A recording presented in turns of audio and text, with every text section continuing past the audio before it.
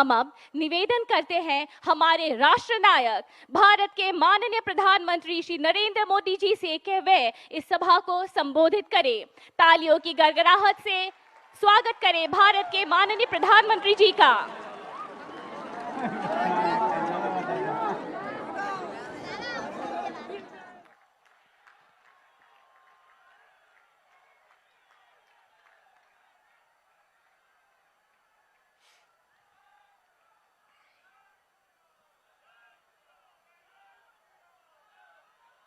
भारत माता की, भारत माता की, भारत माता की। असम के जनप्रिय मुख्यमंत्री सर्बानंद सोनोवाल जी, केंद्रीय मंत्रिमंडल के मेरे सहयोगी रामेश्वर तेली जी, असम सरकार में मंत्री भाई हेमंता बिस्वा शर्मा जी, श्री अतुल बोरा जी, केशव महंता जी, रंजीत दत्ता जी, बोडोलैंड टेरिटोरियल रीजन के चीफ श्री प्रमोद बोरो जी, अन्य सभी सांसदगण, विधायकगण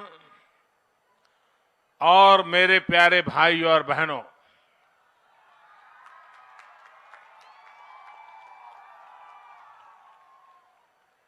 मोर भाई बहन सब, तहनी देर की खबर भाले तो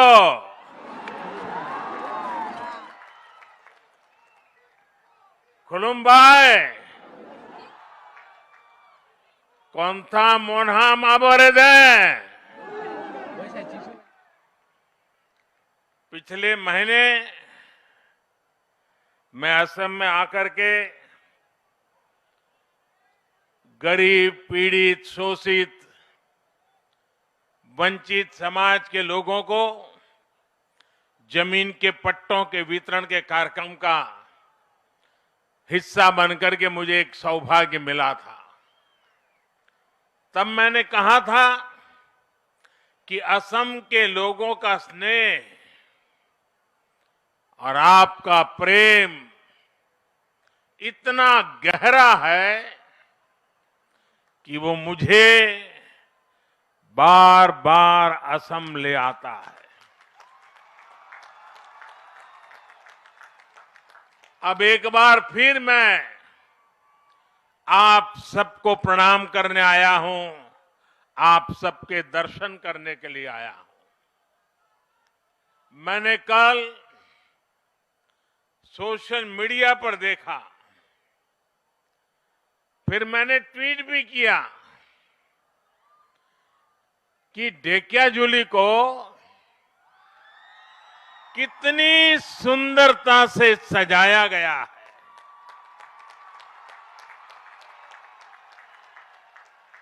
इतने दीप आप लोगों ने प्रज्वलित किए।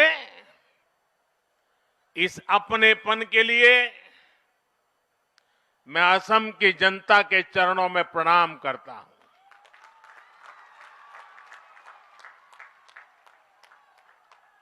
मैं असम के मुख्यमंत्री सर्बानंद जी, भाई हेमंता जी, रंजीत दत्ता जी, सरकार में और भाजपा संगठन में बैठे हुए हर किसी की सराहना करूंगा। वो इतनी तेज गति से असम के विकास में, असम की सेवा में लगे हैं कि मुझे लगातार यहां विकास के कार्यक्रमों में आने का अवसर मिलता रहा है। आज का दिन तो मेरे लिए एक और वजह से बहुत खास है। आज मुझे सोनितपुर, ढेकियाजुली की इस पवित्र धरती को प्रणाम करने का अवसर मिला है। ये वही धरती है जहां रुद्रपद मंदिर के पास असम का सदियों पुराना इतिहास हमारे सामने आया था। ये वही धरती है जहां असम के लोगों ने आक्रमणकारियों को हराया था, अपनी एकता, अपनी शक्ति, अपने शौर्य का परिचय दिया था। 1942 में इसी धरती पर असम के स्वाधीनता सेनानियों ने देश की आजादी के लिए, तिरंगे के सम्मान के लिए अपना बलिदान दिया था। हमारे इन्हीं शहीदों के पराक्रम पर भूपेन हजारिका जी कहते थे, भारत भारत ही है आज जागृत है, प्रति रक्त बिंदु ते हहत शहीदर हाहत प्रतिज्ञाओ उज्जवल है। यानी आज भारत के शेर जाग रहे हैं। इन शहीदों के खून की एक एक बूंद, उनका साहस हमारे संकल्पों को मजबूत करता है। इसलिए शहीदों के शौर्य की साक्षी सोनितपुर की ये धरती, असम का ये अतीत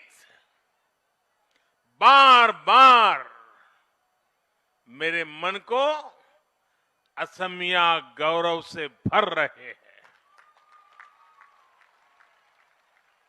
साथियों, हम सब हमेशा से सुनते आए हैं, देखते आए हैं कि देश की पहली सुबह पूर्वोत्तर से होती है।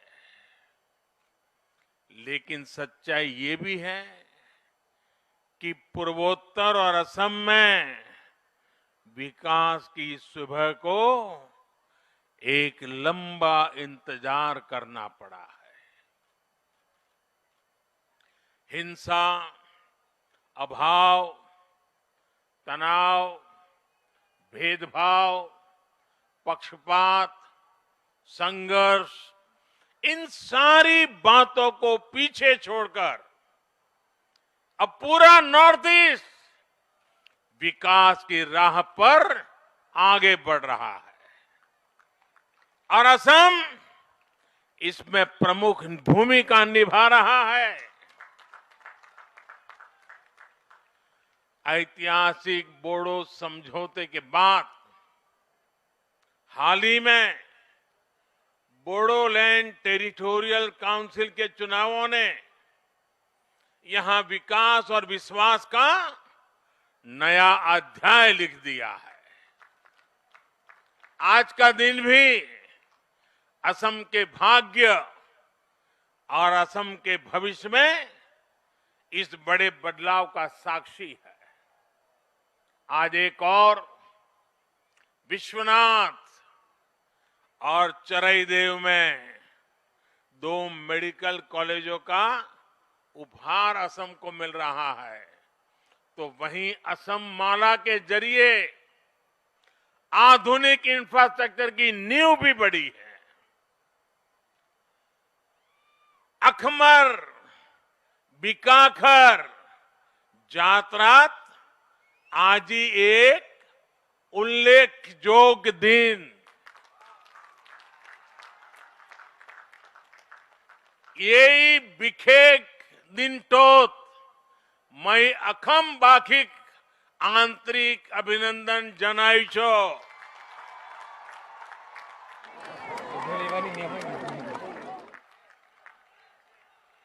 साथियों, एकजुट प्रयासों से, एकजुट संकल्पों से कैसे परिणाम आते हैं, असम इसका बड़ा उदाहरण है। आपको 5 साल पहले का वो समय याद होगा जब असम के ज्यादातर दूर-दराज इलाकों में अच्छे हॉस्पिटल केवल सपना होते थे। अच्छे हॉस्पिटल, अच्छे इलाज का मतलब होता था घंटों की यात्रा, घंटों का इंतजार और लगातार अनगिनत कठिनाइयां। मुझे असम के लोगों ने बताया है कि उन्हें हमेशा यही चिंता रहती थी कि कोई मेडिकल इमरजेंसी ना आ जाए, लेकिन ये समस्याएं अब तेजी से समाधान की ओर आगे बढ़ रही है। आप इस फर्क को आसानी से देख सकते हैं, महसूस कर सकते हैं। आजादी के बाद से 7 दशकों में, यानी 2016 तक असम में केवल 6 मेडिकल कॉलेज होते थे। 6।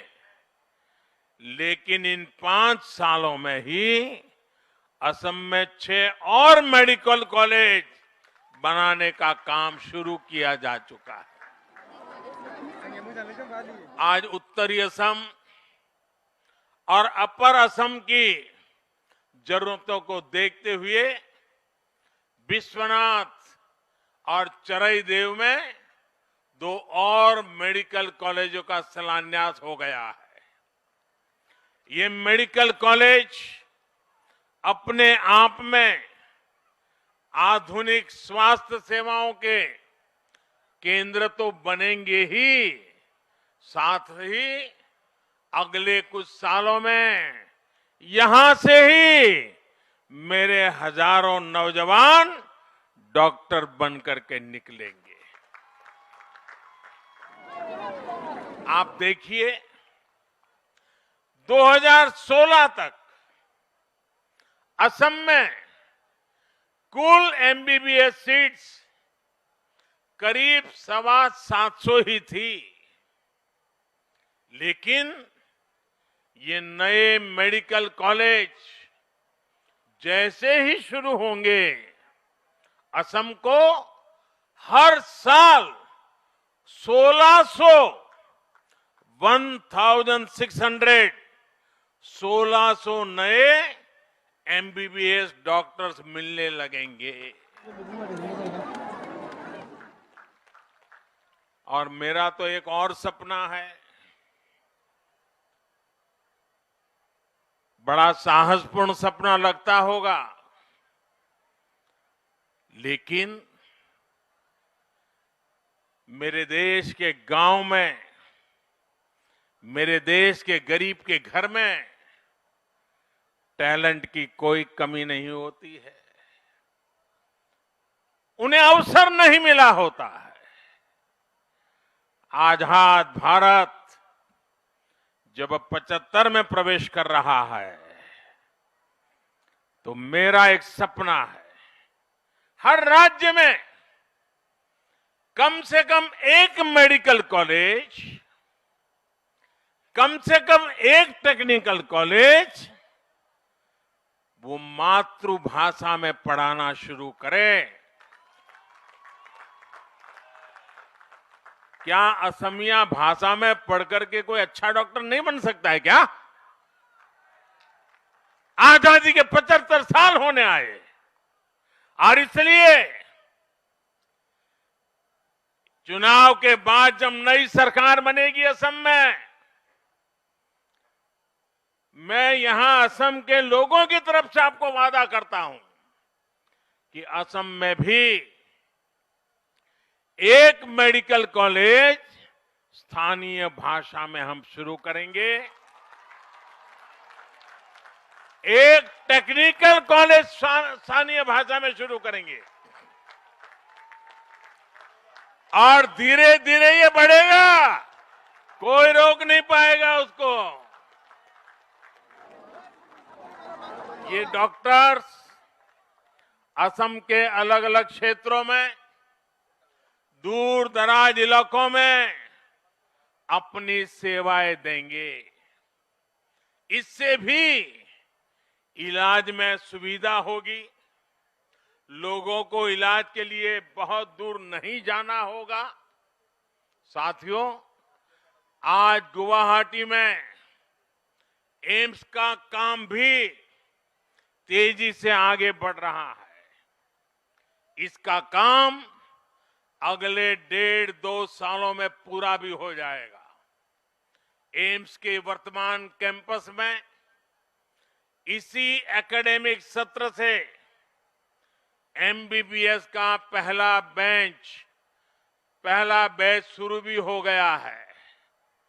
जैसे ही अगले कुछ सालों में इसका नया कैंपस तैयार होगा, आप देखेंगे गुवाहाटी आधुनिक स्वास्थ्य सेवाओं के केंद्र के तौर पर उभर करके सामने आएगा। एम्स गुवाहाटी केवल असम ही नहीं, बल्कि पूरे पूर्वोत्तर के जीवन में एक बड़ा परिवर्तन करने वाला है। आज जब मैं एम्स की बात कर रहा हूं, तो एक सवाल आपके बीच पूछना चाहता हूं। देश की पिछली सरकारें ये क्यों नहीं समझ पाई कि गुवाहाटी में ही एम्स होगा तो आप लोगों को कितना लाभ होगा? वो लोग पूर्वोत्तर से इतना दूर थे कि आपकी तकलीफें कभी समझ ही नहीं पाए। साथियों, आज केंद्र सरकार द्वारा असम के विकास के लिए पूरी निष्ठा से काम किया जा रहा है। असम भी देश के साथ कंधे से कंधा मिलाकर आगे बढ़ रहा है। आयुष्मान भारत योजना हो, जन औषधि केंद्र हो, प्रधानमंत्री नेशनल डायलिसिस प्रोग्राम हो या हेल्थ एंड वेलनेस सेंटर्स हो, सामान्य मानवी के जीवन में जो बदलाव आज पूरा देश देख रहा है, वही बदलाव, वही सुधार असम में भी दिख रहे हैं। आज असम में आयुष्मान भारत योजना का लाभ करीब 1.25 करोड़ गरीबों को मिल रहा है। मुझे बताया गया है कि असम के 350 से ज्यादा अस्पताल इस योजना से जुड़ चुके हैं। इतने कम समय में असम के 1.5 लाख गरीब आयुष्मान भारत के तहत अपना मुफ्त इलाज करवा चुके हैं। इन सभी योजनाओं से असम के गरीबों के सैकड़ों करोड़ रुपए इलाज पर खर्च होने से बचे हैं। गरीब का पैसा बचा है।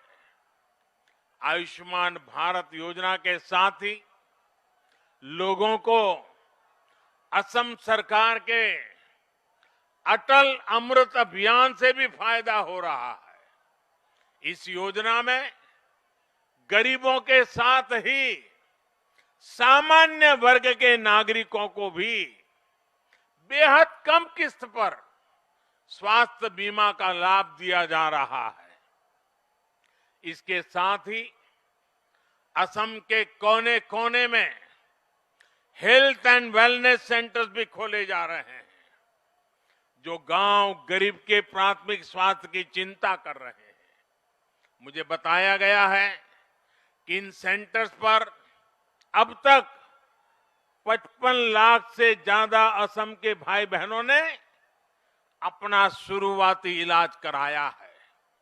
साथियों, स्वास्थ्य सेवाओं को लेकर संवेदनशीलता और आधुनिक सुविधाओं के महत्व को कोरोना काल में देश ने बखूबी महसूस किया है।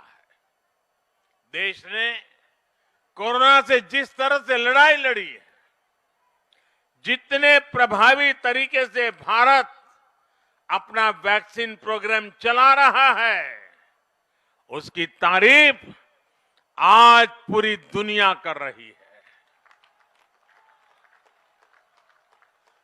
कोरोना से सबक लेते हुए देश ने हर देशवासी के जीवन को सुरक्षित और आसान बनाने के लिए और तेजी से काम करना शुरू कर दिया है।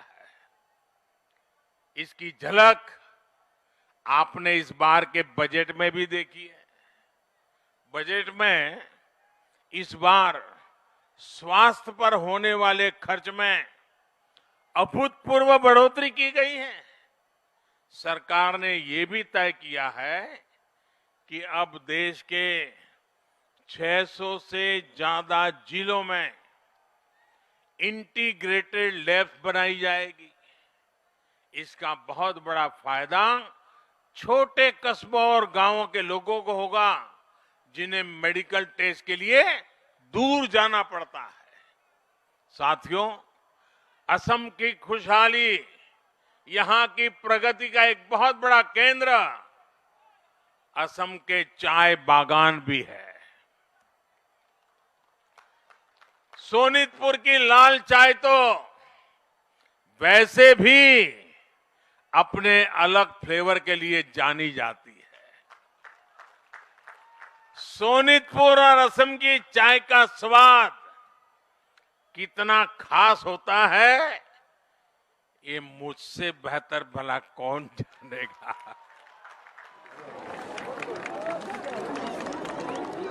इसलिए मैं हमेशा से चाय वर्कर्स की प्रगति को पूरे असम की प्रगति से जोड़ करके ही देखता हूं। मुझे खुशी है कि इस दिशा में असम सरकार कई सकारात्मक प्रयास कर रही है। अभी कल ही असम चाह बगीचा धन पुरस्कार मेला स्कीम के तहत असम के 7.5 लाख टी गार्डन वर्कर्स के बैंक खातों में करोड़ों रुपए सीधे ट्रांसफर किए गए। टी गार्डन्स में काम करने वाली गर्भवती महिलाओं को एक विशेष योजना के तहत सीधे मदद दी जा रही है। टी वर्कर्स और उनके परिवार के स्वास्थ्य की देखभाल के लिए, जांच और इलाज के लिए टी गार्डन्स में ही मोबाइल मेडिकल यूनिट भी भेजी जाती है। मुफ्त दवाओं का भी इंतजाम किया जाता है।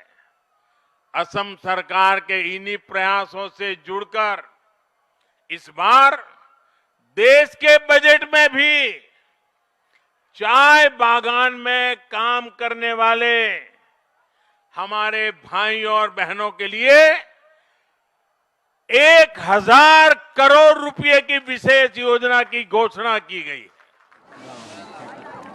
टी वर्कर के लिए 1000 करोड़ रुपए। ये पैसा आपको मिलने वाली सुविधाओं को बढ़ाएगा, हमारे टी वर्कर्स का जीवन और आसान बनाएगा। साथियों, आज जब मैं असम के टी वर्कर की बात कर रहा हूं, तो मैं इन दिनों देश के खिलाफ चल रहे षड्यंत्रों की भी बात करना चाहता हूं। आज देश को बदनाम करने के लिए साजिश रचने वाले इस स्तर तक पहुंच गए हैं कि भारत की चाय को भी नहीं छोड़ रहे। आपने खबरों में सुना होगा, ये साजिश करने वाले कह रहे हैं कि भारत की चाय की छवि को बदनाम करना है। योजनाबद्ध तरीके से भारत की चाय की छवि को दुनिया भर में बदनाम करना है। कुछ दस्तावेज सामने आए हैं जिनसे खुलासा होता है कि विदेश में बैठी कुछ ताकतें चाय के साथ भारत की जो पहचान जुड़ी है उस पर हमला करने की फिराक में है। क्या आपको ये हमला मंजूर है? आपको ये हमला मंजूर है? इस हमले के बाद चुप रहने वाले लोग मंजूर है आपको? हमले करने वालों की तारीफ करने वाले मंजूर है क्या आपको? हर किसी को जवाब देना पड़ेगा जिन्होंने हिंदुस्तान की चाय को बदनाम करने का बीड़ा उठाया है। और उनके लिए यहां जो चुप बैठे हैं, ये सभी राजनीतिक दलों को हर चाय बागान जवाब मांगेगा। हिंदुस्तान की चाय पीने वाला हर इंसान जवाब मांगेगा। मैं असम की धरती से इन षड्यंत्रकारियों से कहना चाहता हूं, ये जितने मर्जी षड्यंत्र कर ले, देश इनके नापाक मंसूबों को कामयाब नहीं होने देगा। मेरा टी वर्कर इस लड़ाई को जीत के रहेगा। भारत की चाय पर किए जा रहे इन हमलों में इतनी ताकत नहीं है कि वो हमारे टी गार्डन वर्कर्स के परिश्रम का मुकाबला कर सके। देश इसी तरह विकास और प्रगति के रास्ते पर बढ़ता रहेगा। असम इसी तरह विकास की नई नई ऊंचाइयों को छूता रहेगा। असम के विकास का ये पहिया इसी तेज गति से घूमता रहेगा। साथियों, आज जब असम में हर क्षेत्र में इतना काम हो रहा है, हर वर्ग और हर क्षेत्र का विकास हो रहा है, तो ये भी जरूरी है कि असम का सामर्थ्य और बढ़े। असम के सामर्थ्य को बढ़ाने में यहां की आधुनिक सड़कों और इंफ्रास्ट्रक्चर की बड़ी भूमिका है। इसी को ध्यान में रखते हुए आज भारत माला प्रोजेक्ट की तर्ज पर असम के लिए असम माला की शुरुआत की गई है। अगले 15 सालों में असम में चौड़े हाईवेज का जाल हो, यहां के सभी गांव मुख्य सड़कों से जुड़े, यहां की सड़कें देश के बड़े शहरों तक आधुनिक हो। असम माला प्रोजेक्ट आपके सपनों को पूरा करेगा, आपका सामर्थ्य बढ़ाएगा। पिछले कुछ सालों में असम में हजारों किलोमीटर सड़कें बनाई गई हैं, नए नए पुल बनाए गए हैं। आज भूपेन हजारिका ब्रिज और सरायघाट ब्रिज असम की आधुनिक पहचान का हिस्सा बन रहे हैं। आने वाले दिनों में ये काम और भी तेज होने वाला है। विकास और प्रगति की गति को बढ़ाने के लिए इस बार बजट में इंफ्रास्ट्रक्चर पर अभूतपूर्व जोर दिया गया है। एक तरफ आधुनिक इंफ्रास्ट्रक्चर पर काम, तो दूसरी तरफ असम माला जैसे प्रोजेक्ट से कनेक्टिविटी बढ़ाने के काम। आप कल्पना करिए, आने वाले दिनों में असम में कितना काम होने वाला है और इस काम में कितने युवाओं को रोजगार मिलने वाला है। जब हाईवे बेहतर होंगे, कनेक्टिविटी बेहतर होगी, तो व्यापार और उद्योग भी बढ़ेंगे, पर्यटन भी बढ़ेगा। इससे भी हमारे युवाओं के लिए रोजगार के नए अवसर तैयार होंगे, असम के विकास को नई गति मिलेगी। साथियों, असम के प्रसिद्ध कवि रूप कंवर ज्योति प्रसाद अग्रवाल की पंक्तियां हैं, मेरी नया भारत की नया छवि जागा रे जागा रे। आज इन्हीं पंक्तियों को साकार करके हमें नए भारत को जगाना है।